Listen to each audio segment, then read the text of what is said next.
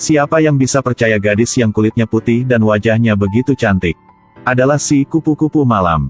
Hari itu, dia pergi ke sebuah restoran yang mewah. Kecantikan dan tubuhnya menarik semua perhatian. Ternyata dia bertemu dengan pria yang banyak uang. Inilah wisatawan ke Thailand untuk mengalami adat istiadat di sini. Gadis ini duduk di depan pria dengan halus. Pertama kali bertemu dengan gadis ini, pria ini memang tertarik. Semua makanan sudah disediakan di meja. Mereka mulai berbicara. Tiba-tiba, pria ada telepon. Kan Kaeo berbalik, dia ketemu orang yang mengenalnya. Orang ini menuju ke tempat duduk Kan. Lalu mulai berbicara dengan Kan. Ternyata, pria inilah tamu yang lama. Kan berpura-pura bilang dia sedang berdiskusi bisnis sama pelanggan. Pria ini bertanya apakah Kan masih bekerja di tempat bos yang lama. Kan jawab sekarang dia adalah penerjemah. Saat ini, istri pria ini datang dan bersalaman. Lalu mereka pergi. Kan duduk. Pria itu sedang duduk tidak jauh dari tempatnya. Juga menoleh ke arah Kan. Malam hari itu, Kan dan pelanggan yang baru ke hotel. Bagaimana pria ini bisa menolak segadis yang begitu cantik? Kan juga banyak pengalaman. Dan sangat sibuk. Pekerjaan Kan sudah diselesaikan. Dia menerima pesan dari Chon. Kan berbohong. Chon mau jalan-jalan bersama Kan. Kan setuju dan bilang akan mengajak temannya Kala ikut. Mereka bertiga bertemu. Saat ini, pelanggan datang. Pria ini sangat puas dengan sikap Kan jadi sudah kasih bonus. Dan bilang lain kali ke Thailand akan mencarikan lagi. Si pria asing memang jatuh cinta kepada Kan. Kan harus bekerja lembur. Kan menghitung gajinya, dia memang senang. Hari keesokan, Kan ke bandara untuk mengantar pelanggan. Dia bertemu dengan manajer di PT yang dia sedang buat KKL. Pria ini melihat mereka sedang memeluk. Tunggu sampai si pria asing itu pergi, lalu dia ke tempat Kan. Kan bingung dan berbohong itulah guru dia. Hari ini, guru pulang ke AS. Si manajer ini memang tertarik dengan kecantikan Kan. Jadi mau ngajak Kan kemana-mana. Kan menolak karena sekarang dia harus pulang. Si manajer ini mau mengantarkan.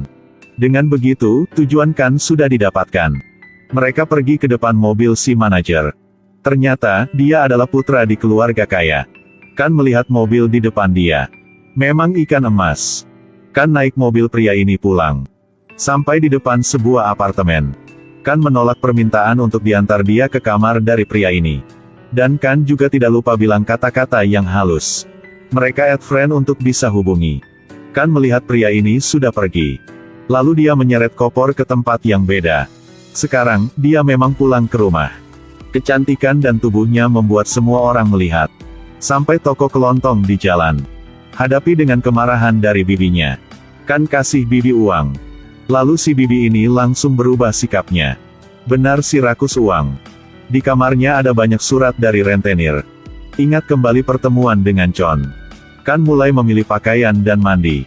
Ketika dia sedang mandi, ada orang yang sedang melihat. Jika teman dekatmu sukai pacarmu, lalu kamu akan lakukan apa? Hari itu, teman dekat Kan sedang tunggu di tempat yang telah dijanjikan. Chon juga datang. Dan memanggil teman yang sudah tunggu. Saat ini, dia tidak mendengar kata-kata dari Chon. Tapi hanya melihat pria di depan. Jika kamu sukai seseorang, pasti tidak bisa bersembunyi. Dengan kepercayaan diri dari Chon. Gadis ini hanya bisa berpura-pura ikut. Melihat kerah baju Chon tidak halus. Kala langsung membantu perbaikinya. Tiba-tiba, suasana agak aneh. Kala bertanya apakah Chon selalu berpakaian begini dalam pertemuan dengan Kan. Chon menjawab, inilah pakaian yang diberikan oleh Kan, jadi dia memakai. Mendengar hal ini, Kala merasa sedih. Chon bilang mau berpakaian yang modern seperti Kan. Oleh itu, Kala semakin menyedihkan. Saat ini, Chon bilang sudah lama dia tidak pulang ke rumah. Kala menghibur Chon. Kan baru sampai sudah melihat mereka. Dengan pertanyaan dari Kan, Kala bergegas menjelaskan. Chon juga memuji kecantikan Kan. Melihat gaya Kala, Kan menyuruh Kala ganti pakaian. Kala bilang inilah pakaian yang paling cantik punya dia. Lalu menoleh ke tas tangan Kan. Bertanya apakah Kan ganti tas lagi. Kan dengan sombong bilang dia sering ganti tas. Kala pikir mungkin tas ini mahal. Kan bilang dia hanya menyewa saja. Untuk bisa berubah gaya. Chon pikir tas ini memang mahal. Kala tidak tahu Kan ganti begitu banyak pakaian untuk apa. Kan bilang dengan marah bahwa dengan begini semua orang harus memuji dia.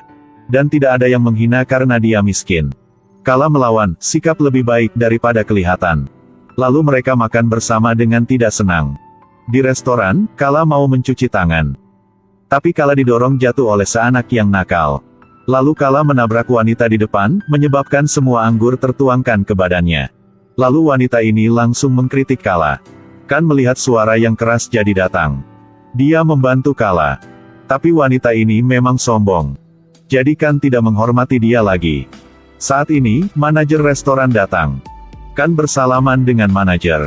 Si manajer ini bilang sama wanita ini bahwa Kan mengenal bos yang besar. Setelah mendengar, wanita ini bertahan kemarahan dia dan pergi.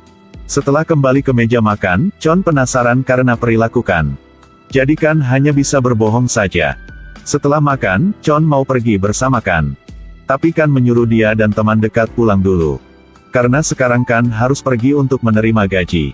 Chon tidak mau jauh dari Kan. Jadi Kan menghibur dia. Kala sudah melihat mereka. Kan bilang sampai jumpa, lalu pergi. Kala dan Chon membahas untuk memanggil taksi. Tapi Kala marah karena melihat hal yang tadi. Jadi dia memang sedih dan tidak perhatikan apa. Kan kesini. Inilah sebuah bar. Inilah adegan di sebelum pertemuan dengan Chon. Kan baru saja mandi. Lalu si suami dari bibi dia masuk dan mengganggu Kan. Kan sangat ketakutan, dia mendorong si pria ini. Dan berteriak. Saat ini, ada suara dari istri dia. Tahu bahwa istri sudah pulang, lalu dia bergegas berlari. Kan dengan cepat mengunci pintu. Kan memang panik. Saat ini, melihat sebuah gambar dari apartemen di majalah. Kan bertekad akan membeli apartemen ini. Harus meninggalkan rumah yang seram ini. Kan disewa untuk menjadi model mobil. Kehadiran Kan membuat gadis yang lain ketakutan. Saat ini, Kan ke sebuah mobil yang mewah. Tidak peduli mata orang lain. Mulai berfoto dengan mobil. Keinginan menjadi orang kaya memang keras. Saat ini, manajer pergi ke depan Kan. Bilang jadwal kerja berada di sana. Manajer mengingatkan MC dan model beberapa hal. Rapat berakhir, semua pergi. Kan berbalik dan melihat bunga di meja, dia memegang. Lalu berfoto lagi. Dan mengupload di Instagram, dan menunggu berinteraksi dari semua orang. Betul kehidupan palsu. Di sini, pameran mobil resmi dimulai. Manajer mencarikan. Dan menyuruhkan nanti naik panggung untuk memberikan bunga. Saat ini, tiba-tiba seorang putra yang ganteng hadir. Sedang bergegas memperbaiki kancing baju. Kan ketemu ikan berlian ini. Dia pikir bahwa inilah orang yang akan dia berikan bunga. Jadi Kan mulai berbicara dengan dia. Putra Chon memang terheran karena gadis yang cantik ini tahu nama dia. Kan menjelaskan bahwa dia akan memberikan Chon bunga. Mata putra ini belum pernah meninggalkan gadis ini. Dan terus-menerus memuji kecantikan Kan. Mendengar kata-kata ini, Kan pasti ikan telah menggigit umpannya. Chon memang jatuh cinta kepada Kan. Saat ini, mereka bersama naik panggung. Kan ketemu seorang yang akrab. Oh, inilah wanita di restoran hari itu. Ternyata, wanita inilah istri dari direktur yang kaya banget. Melihat wanita ini naik panggung, Kan mulai merasa khawatir. Aduh, ternyata Chon adalah putra wanita ini. Saat ini, Chon masih suka ikan. Setelah pembicaraan wanita itu, terus Chon akan bicara. Kan membawa bunga dan berdiri di samping Chon. Ibu Chon baru melihat sudah menyadari Kan.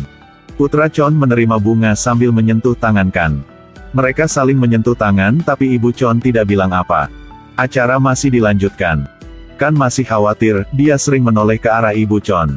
Ibu Chon bisa paham sedikit tentang Kan. Pembicaraan berakhir. Kan memfoto sama mobil yang mewah. Chon melihat Kan dari jauh. Kan juga tidak lupa menoleh Chon dengan halus.